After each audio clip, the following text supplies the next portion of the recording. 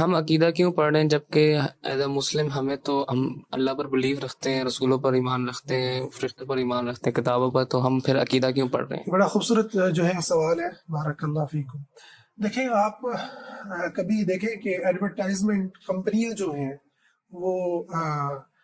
کسی بھی موقع کے اوپر آپ بار بار لکس کا جو ہے نا اشتہار دیکھتے ہیں ٹی وی کے اوپر، بار بار آ رہا ہے، بار بار یوٹیوب کی ویڈیو کے اندر آ رہا ہے، تو یہ بار بار کیوں آتا ہے؟ پتہ ہے یہ ساروں کو یار لکس جو ہے نا وہ بازار سے ملتا ہے اور جو ہے نا، تو اس کی وجہ ایک تو یہ ہوتا ہے کہ انہوں نے سیل کروانی ہوتی ہے، اس سے بھی زیادہ جو وجہ ہوتی ہے نا وہ ان چیزوں کی ہیبت اور ان چیزوں کی یونیکنیس کو پیدا کرنا ہوتا ہے۔ اچھا، اسلام جو ہے نا وہ اللہ تعالیٰ کی بڑائی کو، اللہ تعالیٰ کی کبریائی کو وہ اتنا زیادہ رپیٹ کرتا ہے، اور اگر اسلامی نظام کہیں قائم ہو نا تو اس کی کچھ بھی تھوڑی سی بھی آپ کو برکات نظر آئے آپ حیران ہو جائیں گے۔ ہم سعودیہ میں تھے تو مجھے آج بھی یاد ہے کہ جن دنوں میں اچھے دن تھے، اللہ تعالیٰ ابھی بھی وہاں پر دعا ہے کہ خیر کو واپس لے کر کے آئے، تو بازاروں میں جو یہ دن ہوتے ہیں ذوالحجہ کے، ٹھیک ہے، ان دنوں کے اندر بازاروں کے اندر جو ہے نا وہ میرات ہو رہی ہیں، ہر کوئی اللہ اکبر کی آوازیں آ رہی ہیں۔ اچھا، تراویح کے ایام آتے تھے، سبحان اللہ، یعنی تراویح کی آوازیں اتنی خوبصورت اور گھروں تک جو ہے نا آوازیں جاری ہوتی تھی، پوری فضا معطر تھی۔ تو لا الہ الا اللہ کا جو تکرار ہے، بیسیکلی کیا ہے عقیدہ؟ لا الہ الا اللہ ہے، اس کو دہرانا بار بار،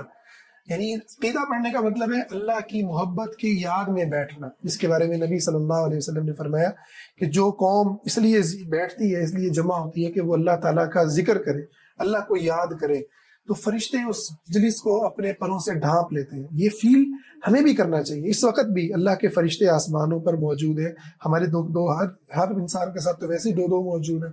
ہمیں یہ محسوس کرنا چاہیے کہ اللہ کے فرشتوں نے اس مجلس کو ڈھانپا ہوا ہے، ٹھیک ہے، اور ان پر سکینت نازل ہوتی ہے، اور اللہ تعالیٰ ان کا آسمانوں میں ذکر کرتے ہیں۔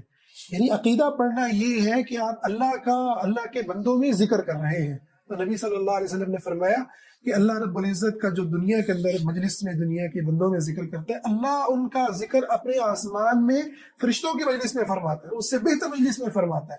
یا سبحان اللہ۔ اور فرمایا تم میرے بندے تو چل کر آ، میں دوڑ کر آؤں گا، تو ایک ہاتھ آ، میں ایک بازو آؤں گا۔ تو اللہ کو پانے کا یہ ایک سفر ہے، عقیدے کو پڑھنا اللہ کو پانے کا، اللہ سے مغفرت مانگنے کا، اللہ کو یاد کرنے کا ایک خوبصورت سفر ہے۔ اللہ کرے کہ یہ اسی طرح سے قائم و دائم رہے۔